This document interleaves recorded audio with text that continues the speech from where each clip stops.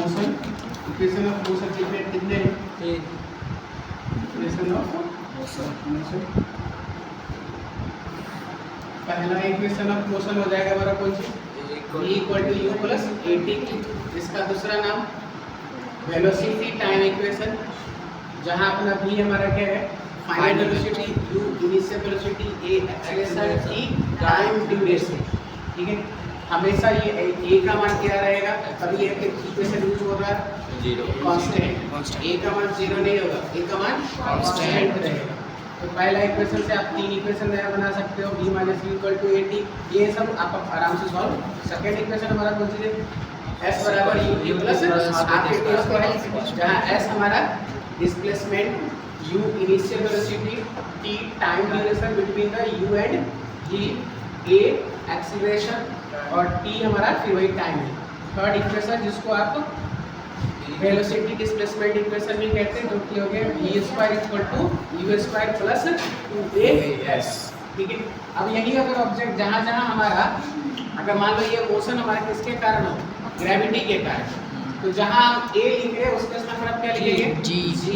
और वो क्या, g का वैल्यू कितना होता है? 9.8 वैल्यू नहीं है, ये अपना नियर अबाउट है 9.8 मीटर पर सेकंड स्क्वायर। एक चीज पता होना चाहिए, g का वैल्यू पोजीशन बदलने पे या अर्थ से ऊपर जाइए या नीचे जाने पे चेंज होगा, ये कांस्टेंट वैल्यू नहीं है। हाँ, अर्थ के सरफेस पे इसका वैल्यू कितना होगा? 9.8 मीटर पर सेकंड स्क्वायर। वही लिखे कि अगर ऑब्जेक्ट आप कहाँ जा रहा है? ऊपर की तरफ, जैसे मूव करेगा ऊपर, तो g का डायरेक्ट, एक्चुअली ग्रेविटेशनल फोर्स किधर लग रहा है?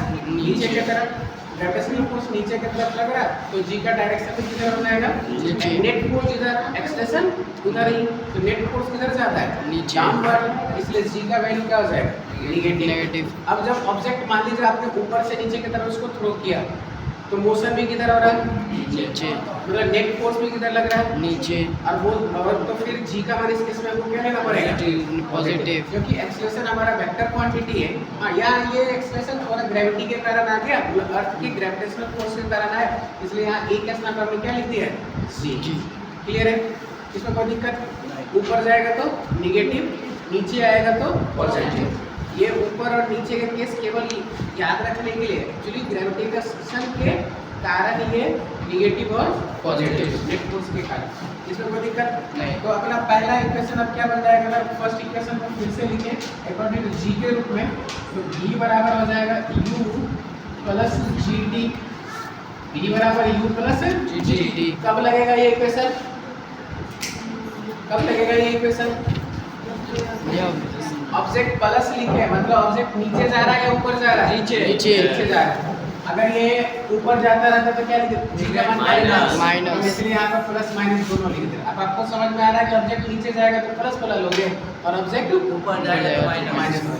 सेकेंड इक्वेशन हमारा क्या है? s बराबर U T plus half a के स्थान पर क्या लिख दोगे? T square. ये तब जब अगर ऑब्जेक्ट ऊपर से नीचे की तरफ मूव करे, जैसे मान लो ऊपर से यहाँ इसको छोड़े, यहाँ पर जो g जो a का मान लिखा है क्या लिखा जाएगा?